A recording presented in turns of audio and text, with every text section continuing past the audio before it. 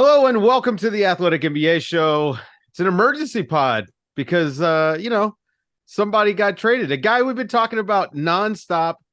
I don't know, it feels like 3 months now. I'm Dave DeFord, joined by the Athletics Milwaukee Bucks beat reporter Eric Name, the only guy I could really reach out to give me the inside scoop on this. Damian Lillard is now a Milwaukee Buck. Where did this come from, Eric?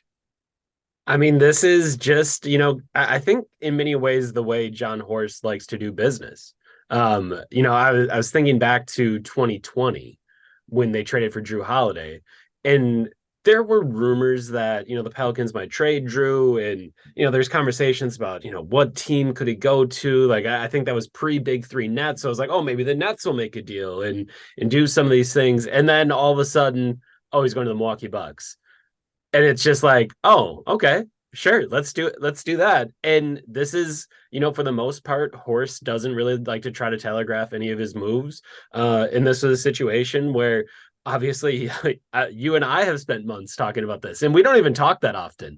Like you and I have spent months on this podcast talking about, Lillard to the Heat or the Raptors or wherever. And, like we kind of talked through this, and then just at the end, you see John Horst swoop in, and it's kind of a really gutsy move. It's an aggressive move. It is a very John Horst move. I remember when they swung the deal for Drew Holiday. Giannis had not yet signed a Supermax extension.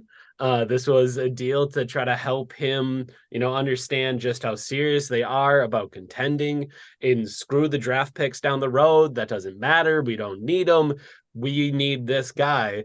And the package of draft picks isn't quite as big this time around, largely probably because the Bucks just don't have that many anymore. Like they just barely started to get a couple, future pick swaps and an actual first that they could trade. So the package had to be a little bit smaller, but in many ways, you're looking at a very similar deal, right? Like you're taking your starting point guard, you're adding some things to the package of your starting point guard to get a better starting point guard. And for as good as Drew Holiday is, obviously he was part of the big three that led the Bucks to their first championship in 50 seasons. He was an all-star last season. He was on the cusp of all NBA. Damian Lillard was not on the cusp of all NBA. He was all NBA. He averaged 32 points per game, 7 assists per game. He's still one of the most lethal outside shooters in the game. For as good as Drew Holiday is, and I do think he is truly spectacular, Dame Lillard is just a better basketball player. And right now, when you're looking at what the Bucks are thinking, it is those picks in the future, the salary cap implications in the future. That's fine. We're gonna go out and win right now, and hopefully, in some way, show the big fella that we are committed to winning, and that's what we're gonna try to do. Hey, it's sports, man. That's your job. Your job is to go out and try to win basketball games. And it's nice to see what we're going to call a small market go out and say, no, we're going to try to keep this thing going. And, the last time we spoke, it was hot on the heels of Giannis applying pressure to the organization. Clearly, that pressure worked. They went out and upgraded it at the one spot and upgraded with a guy who, at least offensively, you can see the vision in the fit with Damian Lillard and adding him to the existing core of Chris Middleton and Giannis. The spacing that he's going to provide on offense is going to make everyone's life just much easier. I mean, I think to me, through the 5 years of Mike Budenholzer, right? Like those are the 5 years of contention that you're talking about with the Milwaukee Bucks. A pick and roll involving Giannis as the screener always ended the same way in the playoffs, with the other team daring the point guard, go ahead, shoot. We don't care. As long as that guy isn't rolling to the rim with the ball in his hands in a sliver of space, we don't care. You can try to beat us. You can score as many as you want. And to Drew Holiday's credit, in the championship run, he did make just enough fourth quarter jumpers. He made just enough plays that when you played him that way, the Bucks ended up winning in the end. But there's no daring Dame Lillard to shoot. He will shoot it and he will make it. And he will do it over and over and over again until you figure it out. And you figure out how to stop that. And the bad news is if you decide to double or blitz the ball out of his hands, Giannis playing 4-on-3 seems like a pretty strong advantage for the Milwaukee Bucks in a half court scenario. It's just really, you think about what Steph has been able to do with Draymond Green. Just turn that up about 5 notches for what Giannis as a rim runner can look like with the floor spaced in that way because of the insane gravity that Dame Lillard has on the ball. I mean, I do think, you're always trying to think a trade, a week before we get into training camp, a trade 3 weeks before the season starts. How is it going to work? Like, can you put it all together? Can you put together a strategy? Can you figure out how this is going to work? And this one to me feels pretty seamless. Like the skill set that Dame Lillard has, you can in many ways just say, all right, Dame, let's go to work. And obviously Giannis is still going to get his touches in different ways, but just that's the best pick and roll partner Giannis ever had. That's the best teammate Giannis has ever had. Like, that is the level of move that you're talking about by trading for Dame Lillard. And yes, he is a little bit older, but he's still 33 years old, which is the same age as Drew Holiday. He has all those years on his contract. That might be seen as a good thing because maybe that means Giannis wants to stick around for all those years as well. Even though the salary cap and the luxury tax and the repeater bills are going to be very heavy. Like you said, this is an aggressive move. This is a team trying to win games. This is a team trying to get better. And I think, as I've said on your podcast before, like, you don't hang banners for the best asset accumulation. You Right. hang banners for championships. And that is very much what this move is pushing the Bucks just further along in trying to win a championship. And I think once you get done, with the accounting here, if they're not the favorites, they're certainly closer to being the favorites than they were yesterday if we would have spoke at this exact same time. I think they're likely the favorites in the East. I mean, I'll have to see what it looks like, on the court, right? Once we get to preseason, start seeing how things work. They obviously have a new coach there, so it's going to be a whole new system for everybody. So throwing a new guy into the mix that's a much better shooter, much more of an offensive threat is only going to make that process more seamless. But your focus was all on the offensive side, which everyone that's talking about this trade is going to focus on. Wow, Giannis is going to have such an easy time on offense. Man, Damian Lillard playing in the East, he's going to score so much. Okay, but we got to talk defense because, and I know we focus only on offense because Damian Lillard really doesn't play defense. Sure. But this is going to be a massive drop-off. And I know Drew Holiday, the last, year, maybe two, we've seen a little bit of a decline in his defensive ability, especially on the ball. But Damian Lillard is a massive downgrade from in an all-ball defensive role. He's going to have to play quite a bit on the ball, guarding ones. Giannis, the last couple of years, we've seen a downturn in his activity. So, and maybe that's a little bit of resting for the offensive end. We don't know. How's the defense going to look? Because the defense has really been the calling card of these Bucks teams. They've been, perennial top 5 defense. They obviously weren't as good last year. Brook Lopez, another year older. Are they going to be able to defend enough to potentially win a title? And I don't mean just get out of the East, but to potentially win a title. Will they have the defense? Yeah, I mean, I think it's a really interesting question. And I think it was an interesting question before the season, but before this trade. Right. Like, when I was on the podcast with you, we were talking about, what kind of defense are they going to run? How are they going to do this? And I think that is an even more interesting question now, because I think in the Mike Budenholzer defense that have been set up over the years, you could say, all right, let's keep running guys off the line. Let's keep forcing them into the middle, and Giannis and Brook are going to clean everything up. And I think you could have gotten away with that. What Adrian Griffin has been talking about, and again, we haven't seen it on the floor yet. Games are still a couple weeks away. But what he's been talking about is a more aggressive defense, trying to create more turnovers. And if you're going to do that, you got to be bringing it on the wing. You got to be bringing it on ball. You got to be, willing to create some chaos with something aggressive on the perimeter, to mix up ball handlers, to try to get into passing lanes, to do something that's going to create turnovers, because the Budenholzer defense would not have done that. So I think the questions would have been big going from Drew to Dame no matter what. But I think it just multiplies to the questions that you already had about what the Bucks were going to do this time around, because I do think it is pretty difficult to see all of it, and to think about, last year, Drew Holiday, while it didn't work out, and I had proposed Giannis covering Jimmy Butler during that first round series, he was the one that had Jimmy Butler. At times he is the guy that had Jason Tatum, Jaylen Brown, whoever it is in the East. You have to defend some really talented wings and some talented guards. So you're gonna have to find your way through that. And I think it stresses Dame, obviously, at the point guard position. Teams are going to be, looking to target him. But at the same time, I would say this is going to be the healthiest defensive ecosystem that Dame has ever played in.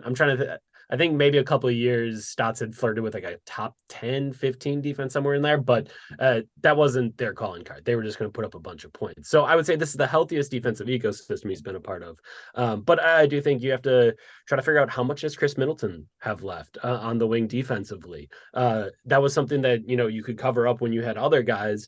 But now that he's had his knee surgery, is he back to being the guy that, if you think back to the championship run in 2021, he was the one that had Kevin Durant a lot in that second round series against the Nets. Like PJ Tucker did his thing, but they were closing games with Chris Middleton on Kevin Durant.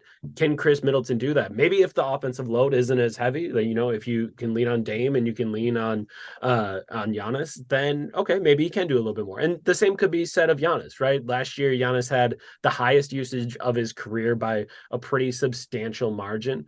And if you bring that down, you put the ball in Dame's hands a little bit more. Can he give a little bit more on defense? And these are all conversations that you're going to have as well, because, there's a certain thing that you get used to when you're the two-time MVP, you're the best player on the team. Giannis is still the best player on the team. He's better than Damian Lillard. Yes. But, one player is very clearly someone that could be on ball all the time at point guard, have the ball in his hands for an entire offense possession. And the other guy is someone who clearly could do some things as a rim runner. Not that he hasn't done those things before. He did it a lot during the finals run. But if you're trying to figure out how to grab all the pulleys and levers and make an entire ecosystem work, both offensively and defensively, those are some of the things that you have to consider.